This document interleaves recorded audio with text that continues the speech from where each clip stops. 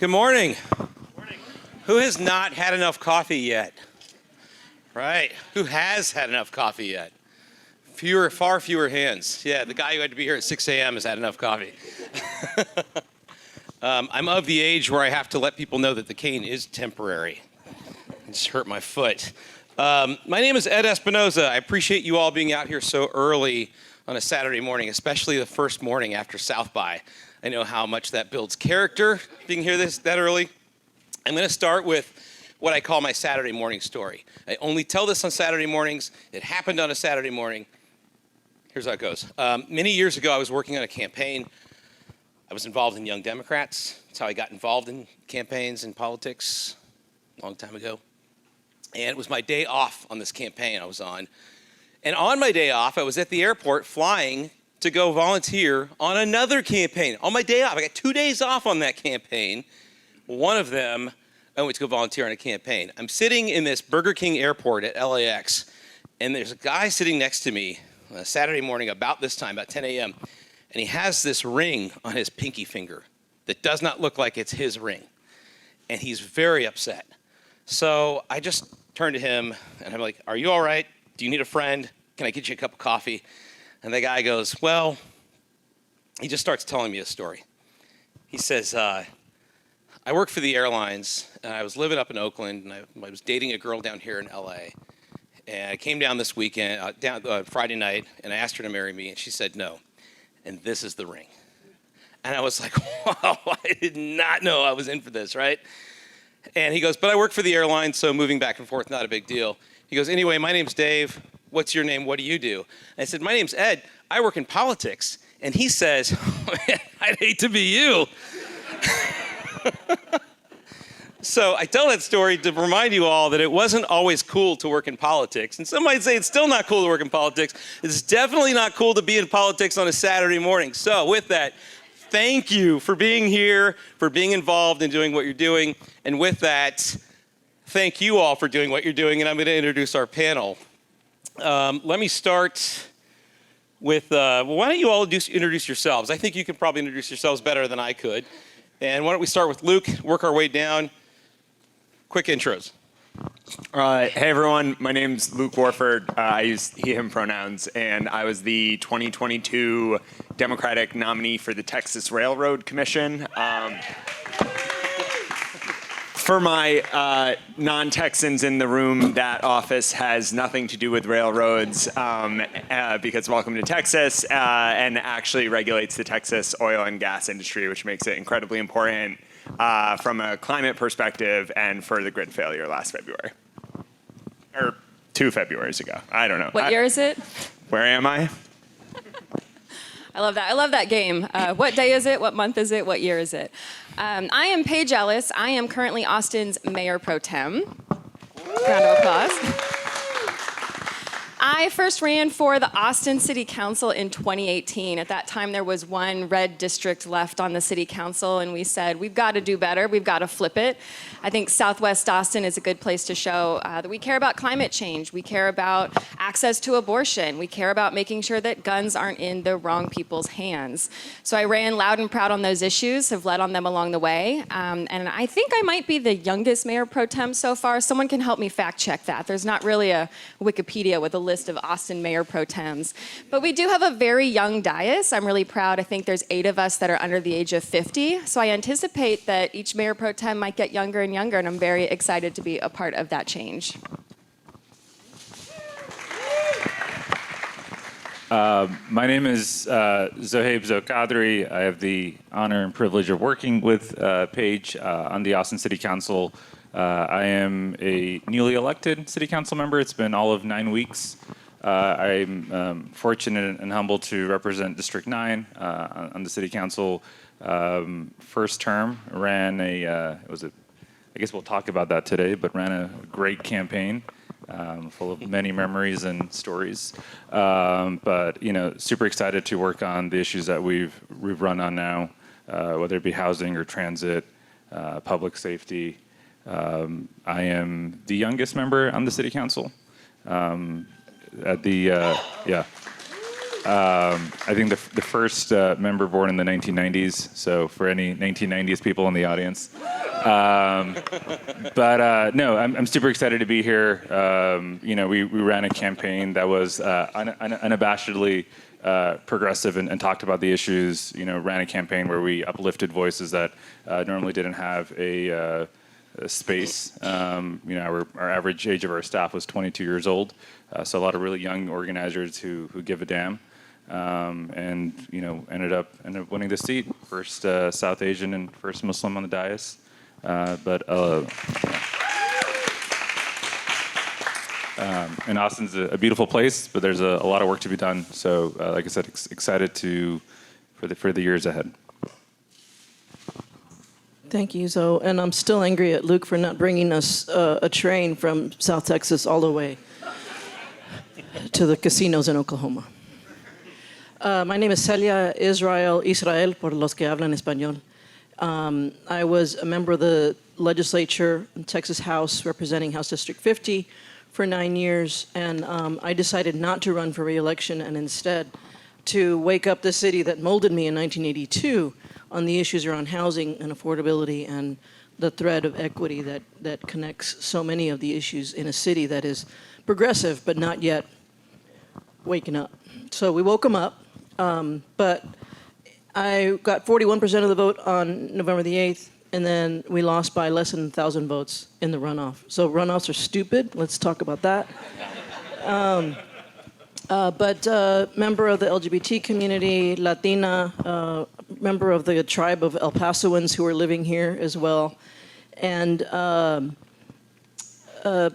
proud of what we did as well. We ran an inclusive and a different kind of campaign, and we came very, very close. So welcome to my therapy session.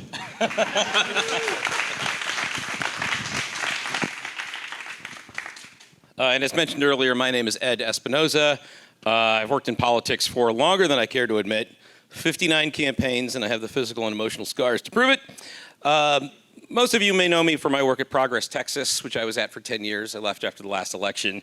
And many of you now know me as Mr. Paige Ellis, my wife, sitting 3 chairs down to the left, in full disclosure. So with that, let's start with some of our first questions of the day. And let's just start with an easy one. It's not easy.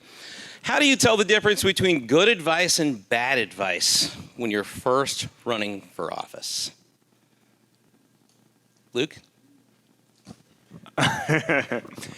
So that's a tough one to start with. There are a lot of folks in the room who have run for office as well, obviously, as the folks on the stage. One of the things that we were talking about when we were prepping for this panel is just that when you run, something that maybe you should have expected but didn't necessarily expect is everyone has the one thing you need to do to win your race. Like, everyone knows, and they're all different, right? And so over the course of the campaign, you get a lot of advice. And I would say 2 things. One is, I think you just have to, it's not always that easy to tell yourself or to figure out what is good advice and bad advice. And sometimes you just have to have a plan that you came up with early on in the campaign and then stick to it, right? Like, people are going to call you and say, don't go to that event tomorrow, come to this event instead. And to some extent, probably which one of those 2 events you go to isn't going to be the deciding factor in whether or not you win, but you sort of got to stick to the plan, trust your team, and trust your people. And then I'm going to take the opportunity to talk about the best piece of advice. Yeah, that's actually my follow-up. So. Oh, it's great. Yeah. Then I won't answer that question. No, go for it. Oh, great. So I'm cheating. I knew the questions ahead of time. I think the best piece of advice I got on the trail was that, and somebody told me this really early on, and I sort of rolled my eyes, like, sure, whatever. But it ended up being really true, and it's that people are going to surprise you over the course of the campaign in both good and bad ways. So some of your best friends who you would really expect to lean on and be throwing events for you and all this stuff, they'll kind of drop off the face of the earth. But then there will be this whole class of people who you didn't expect to, show up, to go above and beyond, who are really going to show up for you. And so I think it's, that really stuck with me because it was always the case. Like I would sometimes be disappointed in people and then like often be really excited and inspired by them. All right. Who wants to take the next, the same question? Okay, Paige. I'm happy to jump Difference between in. good advice and bad advice, and then what's the best advice you got on the campaign trail? You don't have to talk about all the advice I gave you, which was naturally the best, but That's the fun of being married to someone who's been in campaigns for many, many decades. I would say there were a couple pieces of bad advice. And the first one is, I had entered my race thinking it was going to look one way. I thought, I'm going up against a Republican, I'm just going to be the Democrat, and, that's it. It's all settled. Well, then it ended up being an open seat, and there were lots of Democrats. And so what people started telling me was, well, even though you work for an environmental consulting firm, you can't be the environmentalist because there's already 2 environmentalists in the race. And I said, well, can't we all be environmentalists? Can't we all talk about these issues that are very urgent for us to be addressing in the city of Austin? And so I decided I wasn't going to listen to that. I was still going to run as the environmentalist.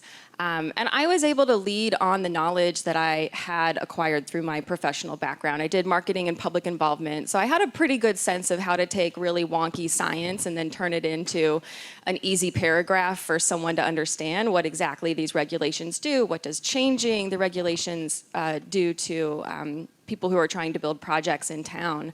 And it turns out by the end of the race, I was running laps around everybody because there's a lot to know about doing environmental work, and we can all pick our own lane and we can all succeed in those lanes. And the other one was, because I wasn't supposed to be running as an environmentalist, I should just run on sidewalks. I should just pick one really, really basic rudimentary function of government, and I should be known as the person who leads on sidewalks. And I didn't want to do that. I wanted to establish myself as a brand. I wanted to go knock on strangers' doors and really hear what it is that they had to offer me. And that worked really well. You'll get a lot of advice where people think your constituents believe one thing, and if you're not knocking on doors and hearing directly from them, you're going to totally miss the mark. Zoe, you know a thing or two about knocking on doors. Yeah. Do you mind repeating the question? Yeah. How do you tell the difference between good advice and bad advice? And then as a follow-up, what's the best advice you got on the campaign trail?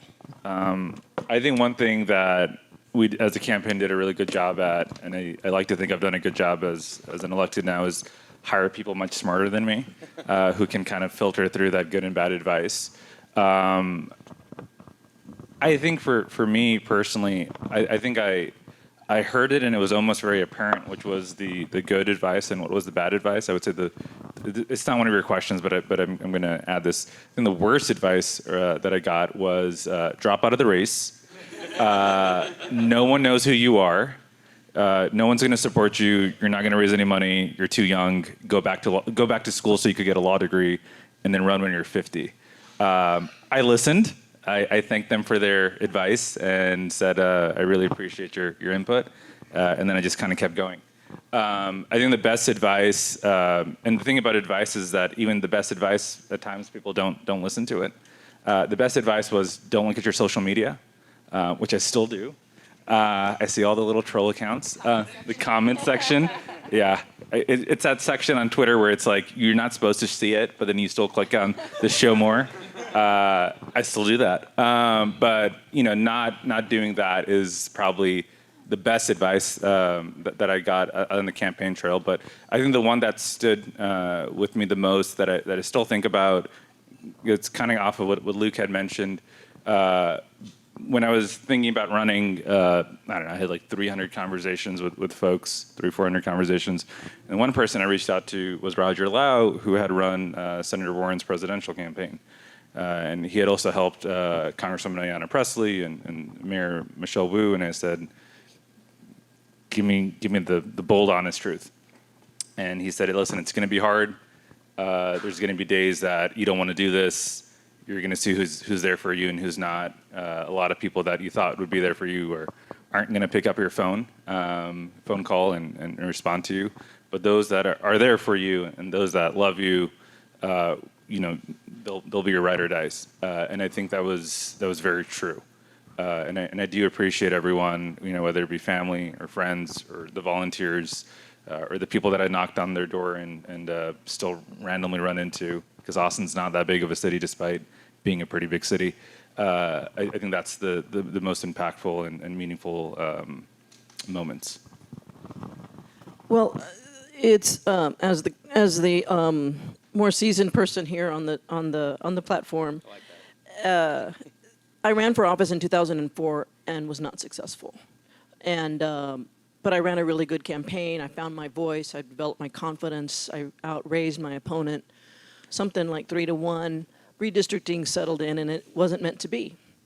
I mean, it was then that I also came into some different political circles and learned, as Zoe nailed it on the head, you have to trust people who know more than you do and who have experienced things that you have not. But you can't just trust them blindly. You have to have something there. So for me, that person was James Aldrete with message, audience, and presentation. And so he's been my Obi-Wan over the years now. And but then there's the not Obi-Wans who just either love you or they just met you and think that they're know more than you do. And at a certain point, you'd have to just be polite and nod and say, thank you for letting me know. I appreciate that. And then you move on, you talk to your close circle. But at the end of the day, you've got to trust your own gut. We're all born with instincts. And every pragmatic advisor would have said, don't leave your state house seat and don't run in a race in which the person with the most name ID and the most money is likely to run against you. And I did anyway. I persisted. And I persisted because my instincts, after so many battles, were also honed and refined. And I knew that my voice mattered. And I wanted to create a movement around housing and affordability and equity with the people who identified with me. And if they were voting for me because I was from El Paso, which happened, then so be it. I want them to connect with government. So the best advice I suppose I got was over the course of the campaign was trust. Your voice does matter, Celia. And at some point, I think for women in political office in the public light, we tend to minimize our value and minimize our voice. Whereas I had plenty of people around me who said, your voice matters to me. And these are people who were brand new to me, who didn't know me. And when you run across, a 12-year-old trans kid who all they want is a hug from you because you're speaking up for them, you know that your voice matters. So if you run a good campaign and you surround yourself with good people and trust your instincts, and I hope many of you in this audience are either going to run for office or help a good person run for office, at some point your common sense has got to prevail, but you've got to have those good instincts. It reminds me of whenever I'm meeting with a new candidate and they're unsure and they're expressing a lot of the things that you all have just said, I always say that with deference to, or nothing against JFK, but you cannot wait for the torch to be passed. And power is not given away, it's taken away. And when you think of it in those terms, those become empowering statements that I think can fuel you as an outsider. They can kind of light your fire inside. And I want to talk a little bit about lighting that fire. Years ago, there was a friend of mine who was running for city council in a big city. He then went on to become mayor and nominated for ambassador. When he was running for the first time, I asked him, I said, what do you say to people who ask if you're old enough or if you have enough experience? By the way, I think it's hilarious when people say you should always start with a smaller office, and then you start with a smaller office and they find another reason why you shouldn't run, right? And what he had said to me was, a lot of people say that politics is a gut check, but when you're diving in, it also needs to be a heart check. And you all have put so much of your heart and your lives into running. How is it you're running for the right reasons? That you really have the right compass, that you're not just saying things, but you have something to say. Zoe, I can see you contemplating this, so I want to kick it to you first. I should have said that before I said give you time to think about it.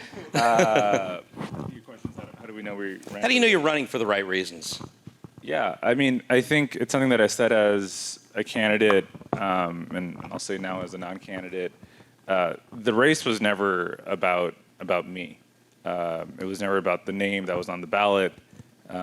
Truthfully, if I had felt there was someone in the race that embodied the values that we ran on, I probably wouldn't have run. Because that's what it was about. It was about the values. I often joked around with the team that I could get sucked up into a black hole and disappear forever, but like run this campaign, right? Run on the issues, run on a housing affordability, run on equitable transit, run on equity, run on being a voice for those who don't have a voice in this community.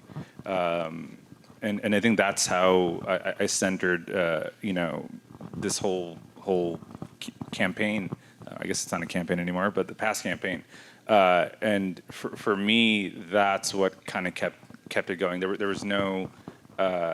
It wasn't about ego. I sat down. I guess I could say this now. I sat down with a former candidate in the race, and we were talking, and they asked me, "What were you most afraid about before you got into the race?" And I said, truthfully, like xenophobia and Islamophobia, which I unfortunately experienced. But despite that, like I said, it was keep on going, keep on going, keep on going. And I asked them, I said, well, what were you most nervous about before you got in the race? And they said, I was nervous about my ego being hurt. And I said, okay. So yeah, I think it's just for just wrapping it up. Running on on the issues, it's not about the office. I often now in office, when we're about to vote or I'm about to do anything, I'm like, I always want to do the right thing, even if it costs me a re-election. Because honestly, I'm not supposed to be here right now, right? People who look like me aren't supposed to be in public office, aren't supposed to be on the Austin City Council. So I'd rather do the right thing and lose a re-election than kind of like sell myself out just to stay in office. So yeah. Anyone else want to jump in on that one? I don't mind jumping in. I would say there's just moments that speak to you when you run for office. And it's someone, saying thank you because you touched on an issue that's near and dear to them that impacts their family. When you're in office, then you get to see a little more of the successes because you have a little more leeway. You can influence budget. You can make projects happen for your district. Things that are really meaningful change for your constituents. The funny thing is, I ran on big ideas about things like healthcare and safety issues and trying to do some of those big things that people know you're on their team and you're going to have their back when these issues get tough.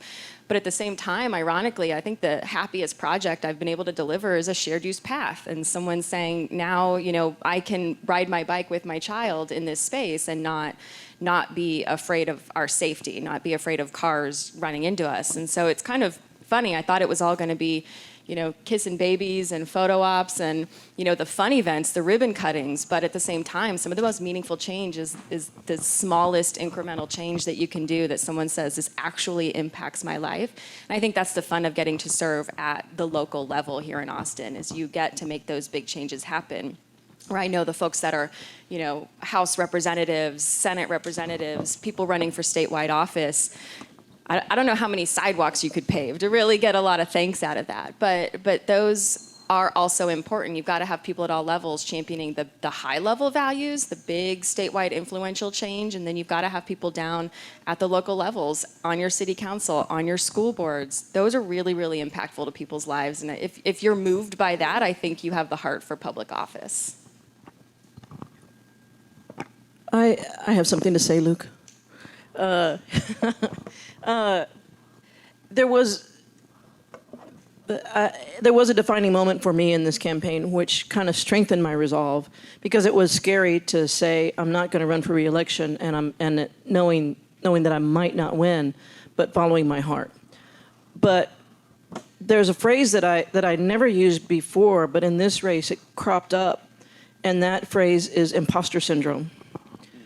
And the light bulb went off for me when I was like, oh yeah, that's why they say that. And I was in the home of a friend, surrounded by very influential, caring, loving people in the AAPI community who were there for me. And a young AAPI person asked me, people are wondering why I'm supporting you and are cautioning me, am I just supporting you because you're a woman? And this is after like 4 months of campaigning. We were doing well. And it was a triggering moment for me in which I said in response, she begged me, she said, tell me what should I tell them? And I said, here's what you should fucking tell them. At what point does a woman who's already beating the odds by graduating from high school, graduating from college, attending the University of damn Texas, giving herself the courage to say, I'm going to run for office, winning that office, and serving with distinction in the House of Representatives on behalf of good progressive issues, serving on several different boards and commissions at the local level. At what point do we say, this is a qualified woman and she deserves our respect, as opposed to she deserves a fucking question mark? So I'm really grateful for that moment because it helped me define and strengthen my resolve that I was worthy and that I was running a good campaign and that my voice did matter. And character and judgment is not solely based on time in office. Actually, it's usually the opposite. The longer you're there, sometimes you start to lose some character and judgment. Luke, did you want to sound off on that too? Yeah, that's a hard act to follow.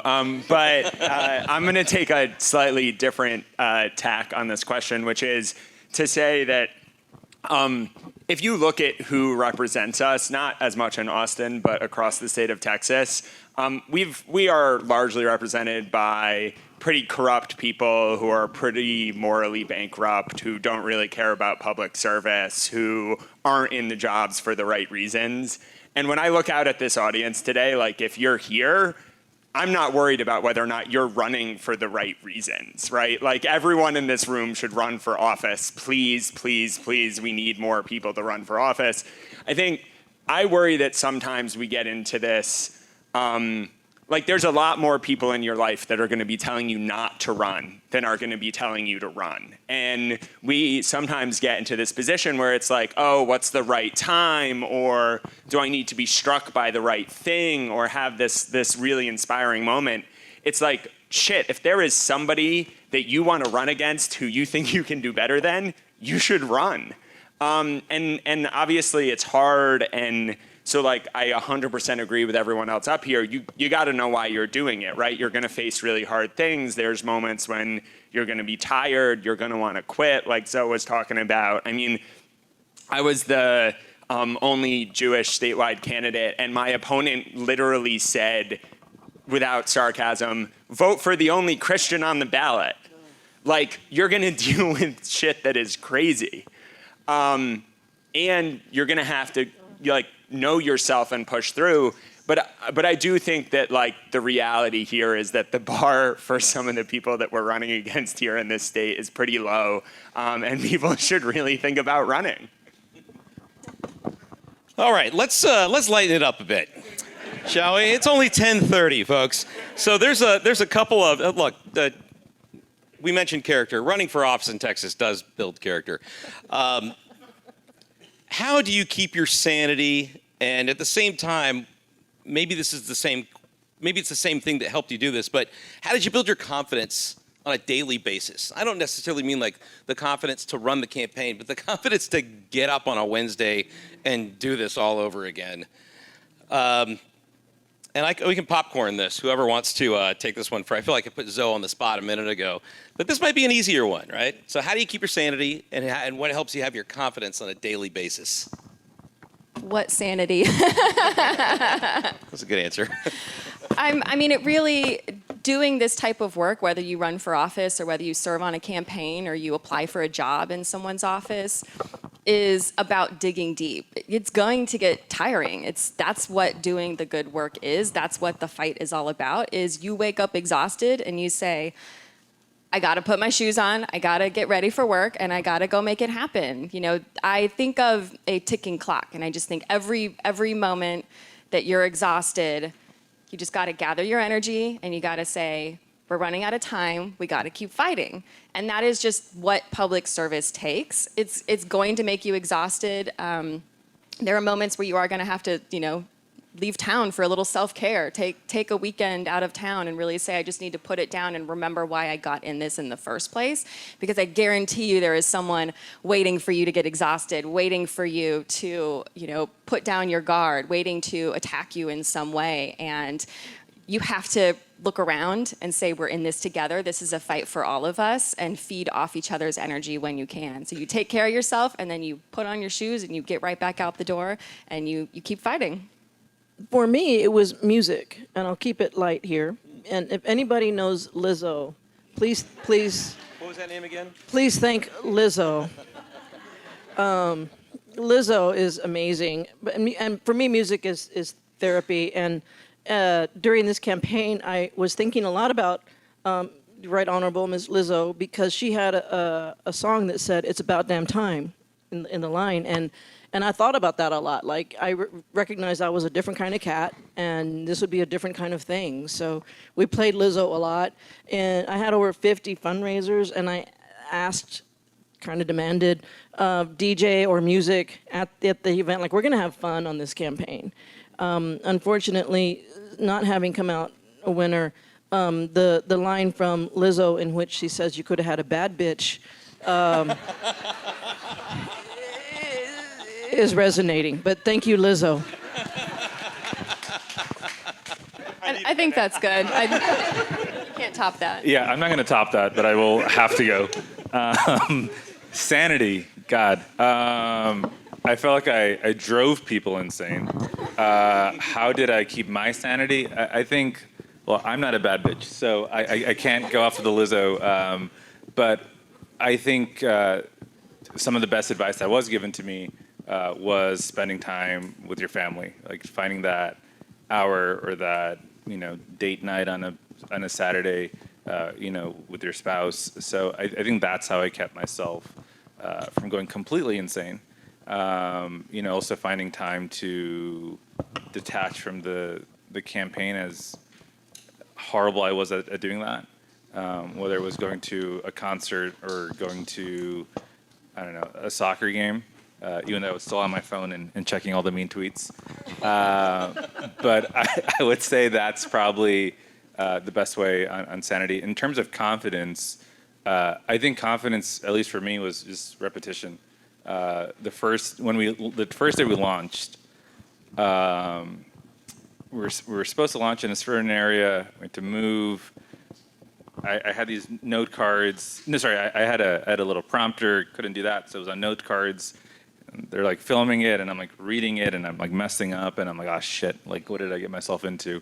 But I think over time, you build that confidence, whether it's speaking to an audience, or at a forum, or when you're going up to someone. I'm someone who loves canvassing and knocking on doors. I never did it for myself, obviously, until I ran. And there was still that level of nerves of going up, because you're very vulnerable in that state. Because we had a race, there was 8 people, and then we had a runoff, and you don't know how a person might be. And obviously, when it was an opponent's yard sign, and then going up and knowing that, hey, they're probably not going to go for you. But I think it was still very important to have that conversation, to create that dialogue, and I think that also helped with confidence. So I think confidence, at least for me, was just repetition. You do it enough times, you have no choice but to be confident. But Zoe, did you have a campaign song? Did you have anything by Lizzo? Did I have a campaign song? No, I did not. Oh, man. Sorry. For the reelect. Luke? I did. I will say this. I did discover some great bands having a young staff. I discovered Japanese Breakfast, which is great. Doja Cat, yes. Lord. And then King Princess. Is that right? What was the last one? King Princess, right? Yeah. So I brought in my musical taste during the campaign. Nice. We are in the live music capital of the world, folks. Luke, So I'll be transparent. My Spotify Wrapped says that I survived the campaign listening to Taylor Swift. All right. I've got the receipts. I also survived the campaign by every time I was in Austin. So running statewide, obviously I was outside of town a lot, but every time I was here, I would go running in the morning and prioritize that, go running with my girlfriend, Nicole. That was both exercise and spending time with somebody who really cared about me. I think that was such an important foundation in helping survive the campaign. In terms of building and losing confidence, I've never run at the city level before, so I don't know if this is as true, but running statewide, you couldn't knock on enough doors, right? You can never communicate to enough voters directly in person. And so everything always is framed to you as a trade-off between time you spend raising money and time you spend out in the world at events or doing stuff. And the reality is when I was locked in my apartment calling people and asking for money, that beat me down. That was hard, right? You'd call, you'd ask someone for money and they'd say, nope, I don't want to. I don't want to give it to you, or you can't win, or whatever. And despite the fact that repetition, you think you build up a thicker skin over time, I took that shit personally. I'm do I not have value? Whatever. But then on the flip side of that, every time we were out on the road, going to events, meeting voters, speaking, doing that stuff, really built my confidence, right? I was a first-time candidate and sort of had a lot of people being you're in over your head, man. What are you doing? And so to go to events and have people say oh, I saw you on TikTok, that video was so good, or come up after I spoke and be something you said really resonated with me. That feedback was really positive and helped build my confidence. So I think, it was just constantly, tension about that, and those two things were in tension. Good. Go ahead, Madeline. You can. Oh, questions? Okay. Let me burn through. How much time do we have, Madeline? 6 minutes. Good to know. Paige, did you already answer this last question? I can't remember the order we went in. Which one was it? This was Your how did you keep playlist? your sanity, and how did you build your confidence on a daily basis? I went first. You did, right? Okay. Yeah. Great. What sanity? Right. Okay. So I'm going to ask you all one more question, then we're going to take some audience questions. I have a feeling that some of your questions are probably going to be what I have here anyway. So let me ask you this last one here, which is, most of the people in Austin, or even in a primary, you're facing other Democrats. Can any of you speak to how a political contest between friends can affect relationships and how you handle it? Let's try it. You don't have to go too deep on this one. Just allegories, analogies would be fine. You want a minute to think about this one? I feel like y'all have much more commentary on running against friends. I made friends running for office. I actually, some of the folks that I ran against the first time, I'm still friends with, and I can still pick up the phone and call them and say, what are your thoughts on this? I would say being on the trail kind of brings you together. I know, especially in runoffs, that's where the mudslinging happens. Everybody says, I'm going to run a clean race, and then the first time someone, throws a verbal bomb is oh, no, they didn't. They did not say that about me. I'm going to sling mud right back at you. So that's kind of hard to do, but I will say that if everybody knows they are working really, really hard and they all believe in what they're campaigning on, hopefully at the end of it, when things calm down, you can still find ways to keep those connections alive, because it is a special moment in time. A campaign seems like it's going to last forever, and it feels like it, but at the same time, you'll blink and it'll be over, and you'll just be glad you laid it all down on the line and said, I want to serve you, and you either come with me or I will find another way to serve my community. Anybody else want to take a crack at that one? I ran statewide so I wouldn't have a primary opponent and wouldn't have to run against my friends. And so that's right? how afraid of conflict I was. I guess the way to avoid contact is run for railroad commission. It's great. We're looking for a 2024 candidate. If anyone's interested, talk to me after. I'll be around. Someone who really knows about trains. Trains are critical, yeah. High-speed rail, please. I didn't have the, pleasure, honor, privilege running against anyone I knew. It was a field of 8. I had no idea who anyone was. But very thankful for the opportunity to have gotten to know them. I think we all kind of talked about you don't know what it's like unless you're in it. And it was eight of us in this like really weird journey that lasted about a year. And I think it was through the ups and downs of that I have a lot of respect for my former opponents. Because I felt like I learned a lot. I had an opponent who had a child, and I lost my dad about a decade ago, and I told him, I really admire the love you show towards your son, and I think it's really admirable. And if I ever have a kid, that's something that I take away from you. There's folks who were just really policy wonky, and I felt like I learned a lot. So I always felt like I was becoming a better candidate. And in some ways a better person through these strangers that were on this really weird journey. And it wasn't just the folks that were in the District 9 race. It was just everyone that you kind of ran into, whether they were running for mayor or they were running for school board. It's a really weird experience running for office. And I think having that shared experience with folks is a bonding moment. Let's get to some audience questions because we only have a few minutes left. If you have, throw up some hands if you have questions. I saw the first one here. Is it Lauren? Yeah. Okay, and I saw in front of Lauren and another one in the back. Hey, so all of you talked about the importance of hitting the doors and meeting people who you would actually impact if you were elected. So I was just wondering if each of you could tell a story about someone you met on the doors or at an event who had an impact on you and reminded you why you were running. You go. Tell us an Odessa story. I will. How'd you know? Midland. But Midland? So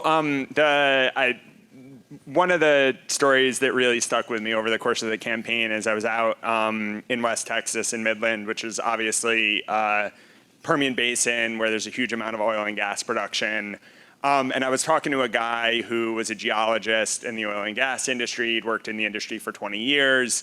And he said to me, like, hey, this has been my career. This is the only thing I know. I'm going to send my kids to college from the money I've made working in oil and gas. But I'm sick of coming home and having my neighbors think that I'm poisoning their air and their water. And I don't know what to do if oil and gas goes away and how I'm going to keep providing for my family. And I think that really stuck with me because it just like added a level of humanity to folks who work in the oil and gas industry. And I think like it's really often for that folks who live in Austin or whatever city or are very progressive to vilify this entire industry.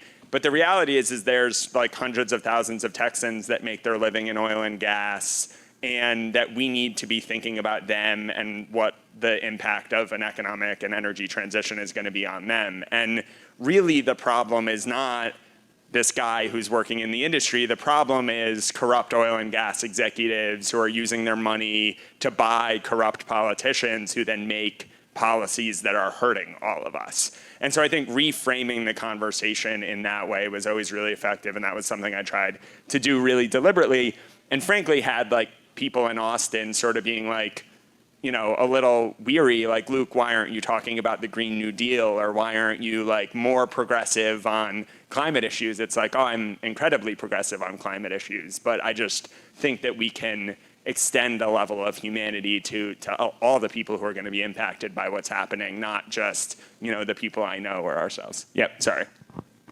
Another story? I've got a quick one. Yeah. One of my favorite parts about campaigning, especially in District 8, is what I call doggy doorbell. And you'll know real fast if someone has a dog when you knock on their door or you hit that ring button and you hear, boop, boop, boop, boop, boop. And it's my favorite sound because every neighborhood in my district has a different doggy doorbell. So the central part of the district, Maple Run, you've got 2 big dogs, and that says a lot about you. You've got access to nature trails, 2 big dogs. And you go into the northern part of the district, and the sound of the barking is smaller and more shrill, and they've got smaller dogs. And I love that certain neighborhoods have vibes, and you can see a lot into their life without even having that conversation when you know they've got a big dog, and you know that they really love like the Great Danes, you know? And I love that level of not only talking to people, but you get a glimpse into their life when they decide to open the door and talk to you and tell you even the smallest thing. I think the size of the bar correlates to the size of the yards they have. Yes, Yeah, right. that could be it too. Yeah. Any others from the doors? I can go really quick, and then I'll do a bonus story of a door we knocked on while now in office. But I think the most impactful ones were, I remember talking to a woman who was concerned about being able to live in the city. She had lost her husband a few years back. She was raising her son by herself, a single mother. And she talked about a lot of the issues that we're running on, but I think the reason it was impactful specifically to me was, the loss of that parent, because we almost had a moment where we, hey, my name is Zoe Kadri, I'm running for Austin City Council District 9, yada yada yada, go through the questions on minivan, but then it just became a very human conversation about loss and grieving and next steps, and how you have no choice but to move on after this horrific incident that happens when you lose a loved one. I knocked on a door of a gentleman who had a trans child, and he talked about how he was afraid if they could even live in the state anymore. And I think what we would always talk about on the campaign, and I think it's important now being in office, is that we run on and we do the big meaty things like housing and transit and whatnot, but people should be able to afford to live in Austin, but they should also feel safe in Austin. And I think that was, talking to this parent and the fear that he had, just put everything in context, right? Like it's the things that people care about, but it's also just because you can afford to live in a city, which is very important, which most people can't. If you don't feel safe and you don't feel welcomed, why would you stay? Bonus story. It's something that was very amusing to me. When Ice Storm happened, we were making, house calls. People who had emailed had a live wire, a tree falling down, or no power. And we knocked on the door. It was myself and my chief of staff, Sarah. We knocked on a door of a constituent who I know from the campaign side of things had not been a supporter of the campaign. So Sarah introduced herself. I introduced myself. I don't think she heard that I introduced myself. So she starts talking to the constituent, and she's like, "Yeah, I don't even know where this Zoe guy is. Like, he's nowhere to be found." Like, and just like being very critical. She's like, the old council member would be on my front porch, but where is this guy? And I'm like listening, and I'm like, trash. Yeah, trash. And I was like, well, we're here as an office, and I'll make. And I didn't want to. She was an elderly woman. I didn't want to correct her, and I was like, we're here from the council member's office, and we're going to make sure that we're very proactive, and we're sending email alerts, and we're sending this, and we're sending that. And she, tried to make her feel better and kind of ease any bias that she might have. And then as we were leaving, she puts out her hand and says bye to Sarah, and then she puts out her hand to me, and she says, "I'm sorry, I didn't catch your name." So in that moment, I was like, "Oh shit! Do I make up a name, or do I just Busted. or do I just tell her who I am?" So I was like, "Okay, well maybe she knows me as Councilmember Kadri. So maybe if I say Zoe, she'll be like, oh, it's Zoe." But so I said, "Hey, my name is Zoe," and as soon as I said that, you saw it on her face. She was like, "Ah, shit." So that was a fun door knocking as an elected experience. Well, I have a Dallas Cowboy lesbian story. And well, in Texas, there's some people who say you shouldn't interrupt people during football, but I'm a college football chick, so fuck the NFL. But it was Dallas Cowboys Sunday. It was 2 minutes left in the game. I knocked on the door. All the Cowboys had to do was hold them, and they win. So I knocked on the door, and my name is Seth. I'm here to ask for your vote.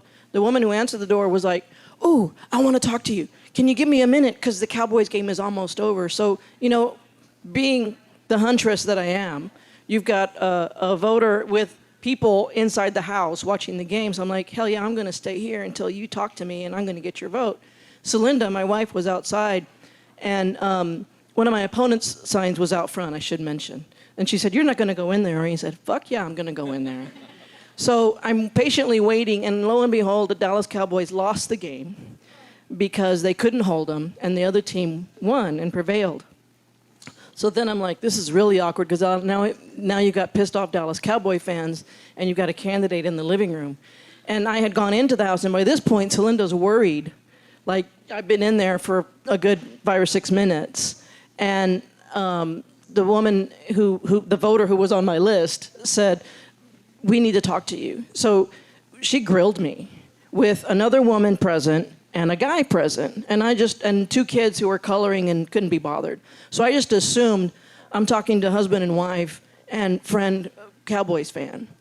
So after they grilled me, and I had waved Celinda in so she wouldn't worry, she came and kind of stood at the living room, awkward. And when the lady grills me, and she said, okay, you got me. We're all in. And when I realized, she said, and I said, well, tell me what it was.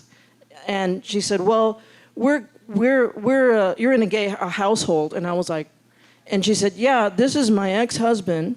This is my wife. And what your story resonates with us. And now I know where your policy positions are. Like, we're all in. And it was, my worst trait as a public official is my inability to control my face. And I'm supposed to act like, oh, this is a really normal situation. You're here with your ex-husband on Dallas Cowboys Sunday. So I, thanked them, and then, of course, I asked to seal the deal. Can we put a yard sign out? And said, of course we can put a yard sign out. So it was a good Sunday.